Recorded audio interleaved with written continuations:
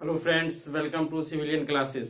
पिछले क्लास में हमने यूनिट वेक्टर की चर्चा किया था और आपका डिस्प्लेसमेंट वेक्टर का चर्चा किया था, है ना।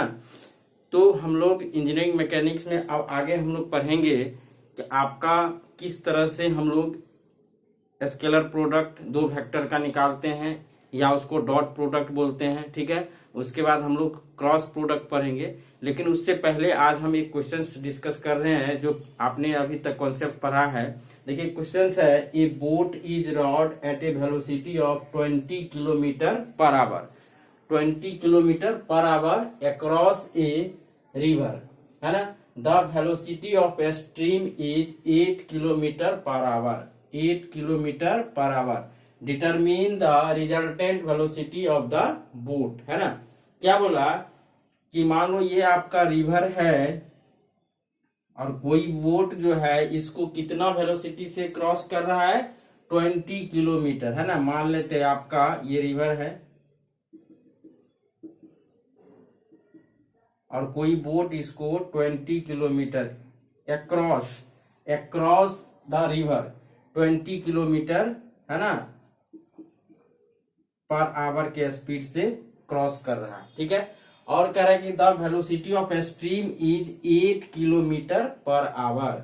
स्ट्रीम इस तरह से आपका स्ट्रीम जो धारा है उसका कितना दिया हुआ है velocity, 8 kilometre per our. Clear है। अब पूछा जा रहा है कि determine the resultant velocity of the boat, है ना। तो आपका बोट का रिजल्टेंट वेलोसिटी क्या होगा, यही फाइंड आउट करना है। अब बताइए, जब आपका कोई भी रिवर है, इसका स्ट्रीम इस डायरेक्शन में है और बोट इस डायरेक्शन में जा रहा है, तो कभी क्या बोट इस डायरेक्शन में जाएगा, नहीं जाएगा। तो इन दोनों का जो रिजल्टेंट होगा उसी डायरेक्शन में आपका बोट जाएगा। तो यानी इन दोनों वेलोसिटी का रिजल्टेंट यहां से आपको पास करेगा, इसके बीच से। दो वेक्टर का रिजल्टेंट हमेशा उसके बीच से पास करता है ना। तो देखिए, अब मान लेते ये रिजल्टेंट वेलोसिटी, मान लेते हैं इसको हम लोग भी, है ना। तो ये आपका भी, इसका एक कंपोनेंट ये होगा, दूसरा कंपोनेंट क्या होगा, ये हमने पिछले क्लास में बताया था। यदि मान लेते हैं इसको एक्स एक्सिस, है ना, और इसको यदि मान लो वाई एक्सिस, है ना, तो इस डायरेक्शन में जो आपका कंपोनेंट होगा उसको मान लेते वी एक्स, और इस डायरेक्शन में जो कंपोनेंट होगा उसको मान लेते वी वाई। यानी फ्रॉम क्वेश्चन से आपका क्या दिया हुआ है, वी एक्स कितना दिया हुआ है, 8 किलोमीटर पर आवर, ठीक है। और वी वाई कितना दिया हुआ है आपका, 20 किलोमीटर पर आवर। क्लियर है ना। अब आपको भी निकालना है ना। तो हमको भी निकालना है, तो यदि हम लोग इसको वेक्टर के फॉर्म में लिखेंगे तो क्या हो जाएगा, ये V X I plus V Y J, है ना। तो यानी वी एक्स रख दो, क्या हो जाएगा 8i प्लस 20j, ये निकल जाएगा आपका क्या, रिजल्टेंट वेलोसिटी, है ना। अब इसका यदि हम लोग मैग्नीट्यूड निकाल लें तो देखिए, तो मैग्नीट्यूड हमने क्या बताया था, मॉड भी, है ना, ये कितना हो जाएगा, रूट अंडर 8 का स्क्वायर 16 प्लस 20 का स्क्वायर कितना हो जाएगा आपका 400, है ना। इसको ऐड कर देंगे 264, ये किस में निकल जाएगा, किलोमीटर पर आवर। इसको कैलकुलेट कर लेंगे।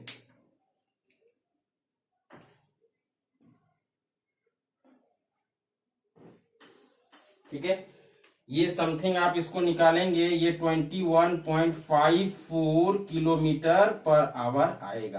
क्लियर है ना। चलिए, ये निकल गया। यदि मान लीजिए इसका डायरेक्शन हमको निकालना हो तो मान लेते हैं ये एंगल कितना है भाई, ये एंगल हमने कितना मान लिया, अल्फा, है ना, अल्फा मान लिया। तो सिंपल है, यदि मान लेते हैं जितना ये होगा उतना ही ये होगा। क्लियर है ना। तो यानी यहां से यदि हम लोग टेन अल्फा बराबर क्या होगा, यदि टेन अल्फा की बात करेंगे तो बताइए ये आपका वी वाई है तो ये भी आपका वी वाई होगा। और किसी भी ट्रायंगल में आपका क्या होता है, टेन परपेंडिकुलर बाय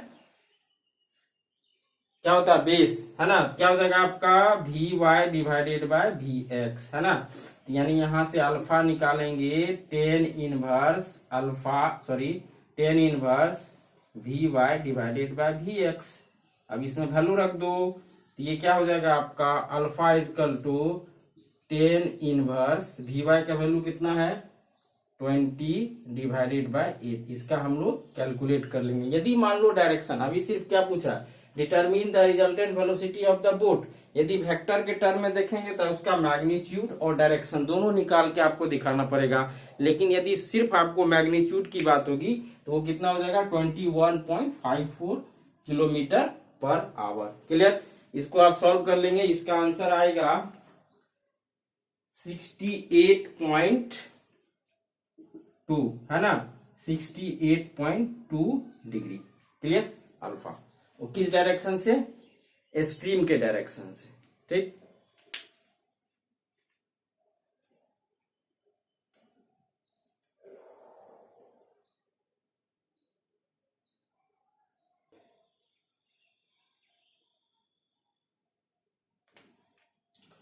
चलिए अब हम लोग बात करते हैं, नेक्स्ट हेडिंग दीजिएगा scalar product.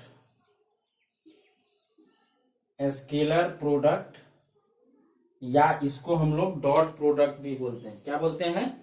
Dot product. Scalar product या इसको बोलते हैं dot product of two vector, है ना, dot product of two vector. चलिए मान लेते हैं if A and B are two vectors, है ना। A और B आपके पास दो वेक्टर है, तो देखिए इसका dot product A dot B, क्या पढ़ेंगे इसको, A डॉट B, ये होता है mod A mod B cos theta. दो वेक्टर का डॉट हम लोग क्या लेते हैं, mod A mod B cos theta. यहां पे देखिए where theta is equal to angle between vector A and vector B, है ना। जब भी आपका दो वेक्टर का डॉट प्रोडक्ट, वो क्या निकलेगा, स्केलर। देखिए यहाँ पे इन दोनों का dot product mod A mod B cos theta. Mod A ये भी आपका क्या मैग्नीट्यूड है, स्केलर है, ये भी मैग्नीट्यूड स्केलर है, और कॉस थीटा इसका भी कुछ नॉमिकल वैल्यू होता है। तो यानी ये प्रोडक्ट जो है वो आपका क्या आता है, स्केलर आता है, इसीलिए इसको नाम भी दिया गया क्या, स्केलर प्रोडक्ट। हमेशा याद रखिएगा दो वेक्टर का डॉट प्रोडक्ट जो होता है वो स्केलर क्वांटिटी होता है। क्लियर है ना। जहां पे थीटा क्या है, आपका angle between A and B, है ना। अब हम लोग बात करते हैं, मान लेते हैं हमारे पास ये रेक्टेंगुलर एक्सिस है ना, ये आपका X और ये क्या है Y, और ये आपका क्या है Z। इसके अलोंग यूनिट वेक्टर क्या लिए थे, I, इसके अलोंग J और इसके अलोंग K। क्लियर है। तो यहाँ पे एक इंपॉर्टेंट बात लिख लीजिएगा,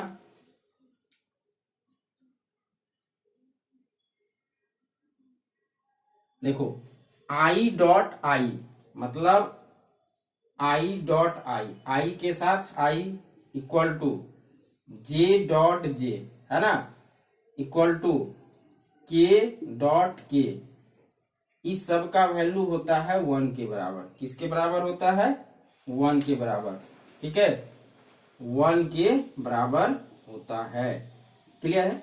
देखो यहां से यदि हम लोग बात करें, यदि आपका A डॉट B, यदि मान लो कल को ऐसा हो जाए A डॉट A दोनों सेम वेक्टर है ना, A डॉट A मतलब वेक्टर A दोनों के बीच का एंगल कितना हो जाएगा, 0, और कॉस 0 क्या होता है, 1 होता है। यानी आप इसको लिख सकते हो mod A into mod A, है ना, और मॉड A क्या हो जाएगा आपका A स्क्वायर।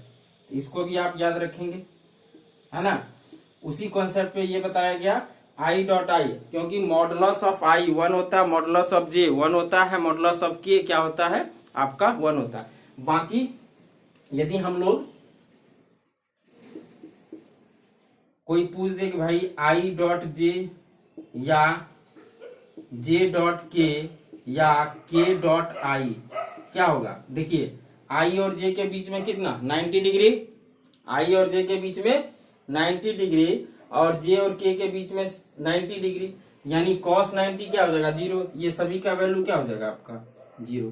क्लियर है ना। यदि दो वेक्टर आपस में परपेंडिकुलर है तो उसका डॉट प्रोडक्ट ऑलवेज क्या होगा 0 होगा।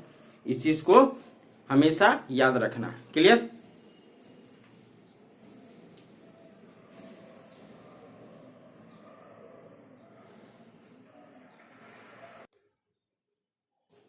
चलिए देखिए, अब हम लोग कुछ इसके प्रॉपर्टीज के बारे में देखते हैं। क्या बोला कि the scalar product is both commutative and distributive, है ना। कॉम्यूटेटिव का मतलब यदि मान लीजिए ए डॉट बी, है ना, ये बी डॉट ए के बराबर होगा, है ना। डिस्ट्रीब्यूटिव में यदि हम लोग बात करें, यदि आपका इस तरह से हो, आपका क्या हो बी प्लस सी, है ना। देखिए क्या हो जाएगा ए डॉट बी प्लस क्या हो जाएगा आपका ए डॉट सी बराबर। थर्ड में लिख लीजिए, मान लीजिए आपका कुछ इस तरह से हो एन, एन कोई आपका स्केलर क्वांटिटी है ना, एन कोई स्केलर क्वांटिटी है ए डॉट बी, है ना। चाहे आप इसके एन को इसके साथ लगा दो ए के साथ, तब इसका डॉट लो, कोई फर्क नहीं पड़ेगा, या ए डॉट एन बी, है ना, बात सेम होगा। हमेशा याद रखना है ये कॉम्यूटेटिव और डिस्ट्रीब्यूटिव दोनों लॉ को क्या करता है फॉलो करता है। ए डॉट बी बराबर क्या हो जाएगा बी डॉट ए, है ना। उसी तरह से ये आपका डिस्ट्रीब्यूटिव, ठीक है ना, इसको नोट करेंगे। अब हम लोग बात करते हैं angle between two vectors.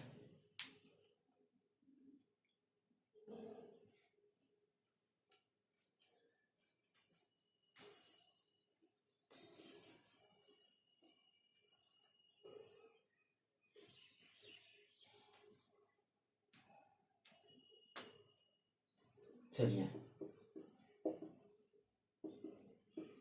Angle between two vectors, है ना। अभी हमने देखा था if theta equal to angle between vector A and vector B, है ना।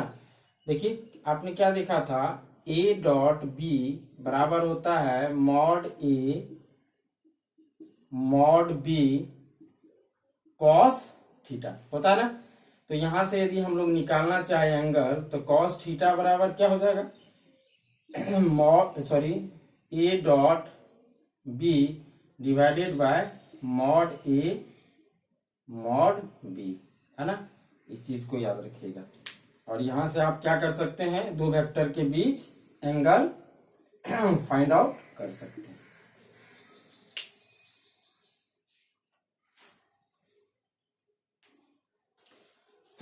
ठीक है, तो आपको स्केलर प्रोडक्ट समझ में आया होगा, है ना। अब हम लोग बात करते हैं वेक्टर प्रोडक्ट, है ना। क्या बात करते हैं वेक्टर प्रोडक्ट का।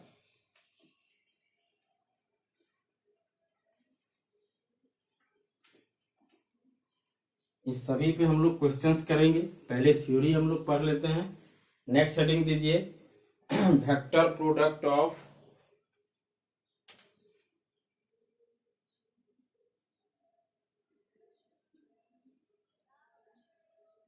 वेक्टर, या इसको बोला जाता है क्रॉस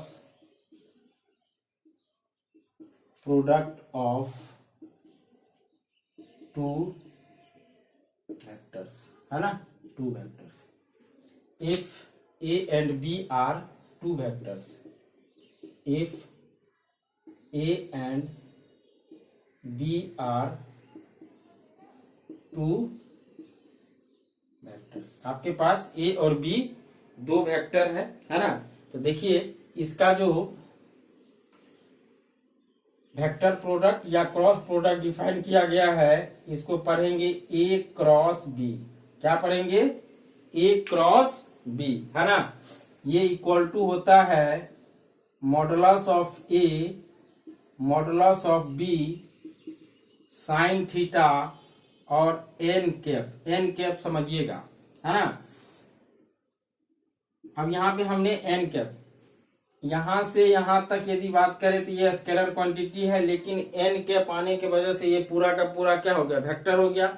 यानी दो वेक्टर का जो क्रॉस प्रोडक्ट ऑलवेज क्या देगा आपको, वेक्टर क्वांटिटी देगा, है ना। अब ये एन कैप देखिए क्या होता है। मान लेते हैं आपका ये कोई आपका क्या है, ए वेक्टर है और मान लो आपका क्या है, ये आपका बी वेक्टर है।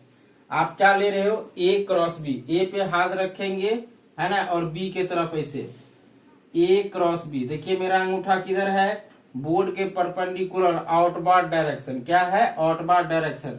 मतलब ए क्रॉस बी जो होगा इस प्लेन पे क्या होगा, परपेंडिकुलर किस डायरेक्शन में, आउटवर्ड डायरेक्शन में, ए क्रॉस बी, है ना। इस तरह से आपको घूम जाना ए से बी के तरफ, है ना, ए क्रॉस बी। तो ये जो एन कैप होता है वो क्या हो जाएगा आपका, ए क्रॉस बी, ए और बी जिस प्लेन में होगा उस प्लेन के परपेंडिकुलर होगा। यदि हम लोग इसका मॉडुलस की बात करें, यदि मॉड ए क्रॉस बी की बात करें तो देखिए क्या हो जाएगा, इधर पूरे पे मॉड लग जाएगा, ये क्या हो जाएगा, मॉड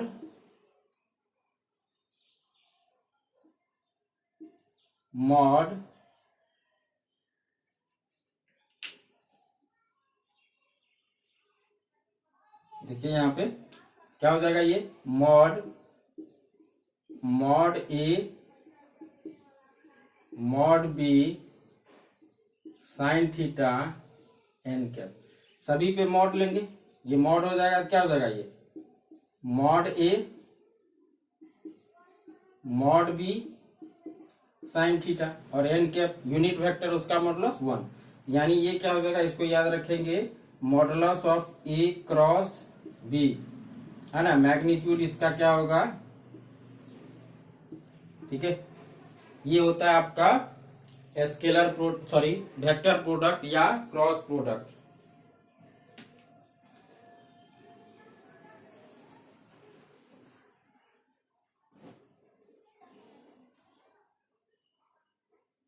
चलिए अब हम लोग बात करते हैं, यदि आपका रेक्टेंगुलर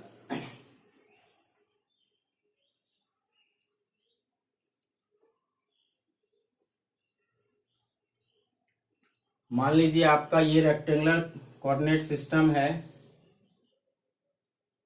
एक्स वाई और जेड, इसके डायरेक्शन में आई जे और के, क्लियर है ना। अब देखिए आपको इस तरह से घूम जाना है,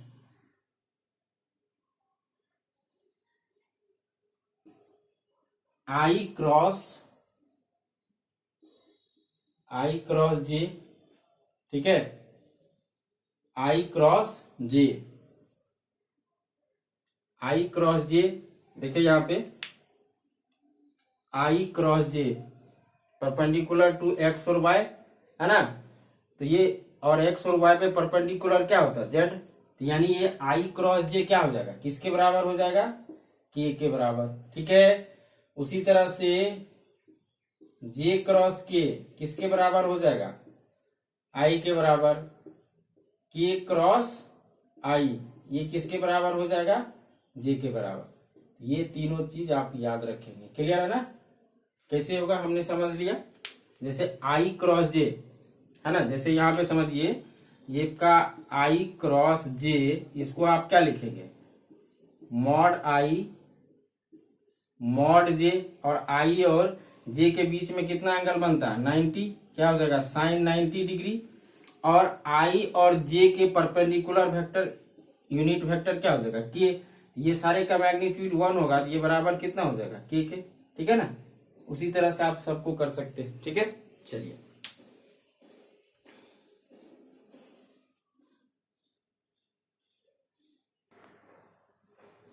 चलिए अब हम लोग देखते हैं, यदि आपका इफ वेक्टर ए बराबर a1i plus b1j plus c1k and b बराबर a2i plus b2j plus c2k, है ना।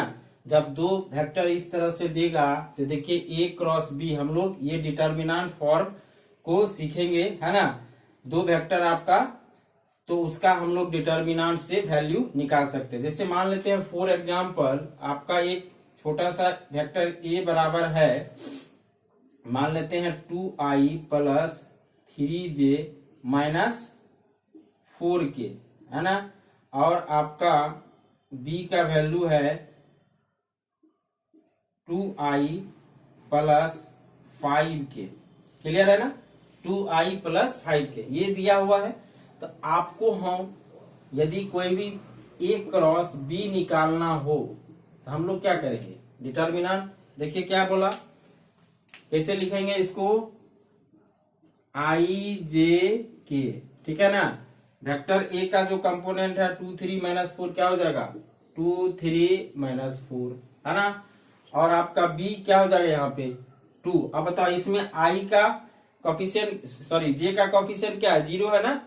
आप इसको कुछ इस तरह से लिख सकते हो ना, 2i + 0j + 5k, ठीक है। क्या लिखोगे, 2 0, आपका ये क्या हो जाएगा 5। अब इस डिटर्मिनेंट को आपने सॉल्व करना सीखा होगा। यदि नहीं जानते हैं तो डिटर्मिनेंट को सबसे पहले हम लोग साइन असाइन करते हैं इसमें, है ना। कोई भी एक रो, कोई भी एक कॉलम से इसको क्या करेंगे, मान लेते हैं पहला रो से हम इसको असाइन एक्सपेंड कर रहे हैं, प्लस माइनस प्लस, अपने मन से प्लस अल्टरनेट कर देंगे। अब यहाँ से पहला रो से इसको असाइन कीजिए, क्या करेंगे, आई का साइन पॉजिटिव है, ये जिस रो और जिस कॉलम में है उसको खत्म करो, तो ये और ये खत्म हो गया, क्या बचा, ये इसको क्रॉस ऐसे मल्टीप्लाई करना है ना, इस तरह से मल्टीप्लाई करना, 3 × 5 क्या हो जाएगा 15 माइनस ये 0 × 0, ठीक है। अब आइए जे का साइन क्या नेगेटिव, क्या हो जाएगा जे।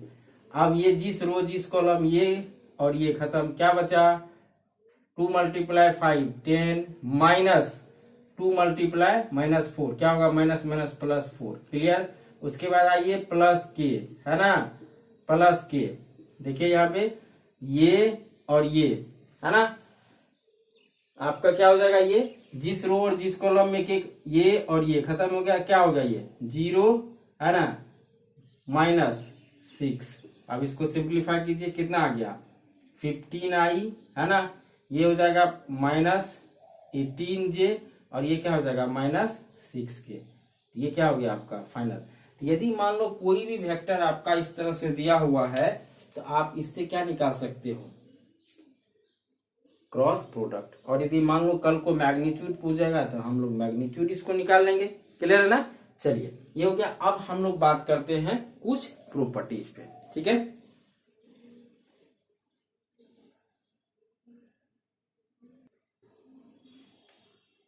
चलिए क्या बोला था, vector product is not commutative. हमने देखा था आपका अभी डॉट प्रोडक्ट में आपने सॉरी स्केलर या डॉट प्रोडक्ट आपने क्या देखा था, यदि a डॉट बी ये आपका b डॉट ए के बराबर होता था, लेकिन यहाँ पे आपका ये ट्रू नहीं होगा। देखिए a cross b not equal to b cross A, ये कॉम्यूटेटिव लॉ को फॉलो नहीं करेगा, है ना। क्योंकि ये क्या होता है, एक वेक्टर क्वांटिटी होता है और वेक्टर क्वांटिटी में डायरेक्शन बहुत इंपॉर्टेंट है। तो a क्रॉस b आपका नॉट इक्वल टू क्या होगा, b क्रॉस a, है ना। तो ये बराबर किसके होगा, -b क्रॉस a। जैसे कि मान लीजिए हमने समझाया ये आपका b वेक्टर है और ये आपका क्या है a वेक्टर। तो यानी आपका a और b, a से b के तरफ जा रहे हो तो a से a क्रॉस b, अंगूठा बाहर की तरफ है, लेकिन जब आप b से a के तरफ तो अंगूठा क्या होगा अंदर, b क्रॉस a। तो मतलब एक का डायरेक्शन क्या, perpendicular to the that plane but outward direction, लेकिन दूसरा क्या हो जाएगा इनवर्ड डायरेक्शन। दोनों एक दूसरे का अपोजिट हो गया तो बराबर कैसे होगा, इसीलिए जब भी बराबर होगा किसके होगा, -b क्रॉस a। वेक्टर में हमने बताया था कि यदि a का डायरेक्शन ये है, आप -a कर दो तो इसका अपोजिट हो जाएगा, क्लियर। अब देखिए ये डिस्ट्रीब्यूटिव लॉ को क्या करेगा, फॉलो करेगा, a cross b plus c। आप पहले किसके साथ कर लो, a क्रॉस b, है ना, प्लस ऑर्डर मेंटेन होना चाहिए, ठीक है ना, a क्रॉस c, ठीक है ना। सेम उसी तरह से यदि कोई नंबर मल्टीप्लाइड है तो आप चाहे तो a के साथ लगा दो या चाहे तो b के साथ लगा लो, आपका दोनों सेम हो जाएगा। तो देखिए हम आज के लेक्चर में पढ़े कि आपका स्केलर प्रोडक्ट क्या होता है, ठीक है ना, उसको कैसे हम लोग फाइंड आउट करते हैं। दो वेक्टर के बीच यदि आपको एंगल फाइंड आउट करना है तो हम कैसे फाइंड आउट करते हैं, ठीक है ना। उसके बाद हम वेक्टर प्रोडक्ट पढ़े, है ना। तो इस चीज को नेक्स्ट लेक्चर में हम लोग इस पे कुछ प्रॉब्लम करेंगे, है ना, छोटा छोटा क्वेश्चन को देखेंगे, किस तरह से क्वेश्चन पूछा जाता है आपके एलई एग्जाम में। इसीलिए बिल्कुल बेसिक कॉन्सेप्ट को आपको क्या करना है, बिल्टअप करना है ना, तब जाकर के आपका न्यूमेरिकल सॉल्व होगा। ठीक है, थैंक यू।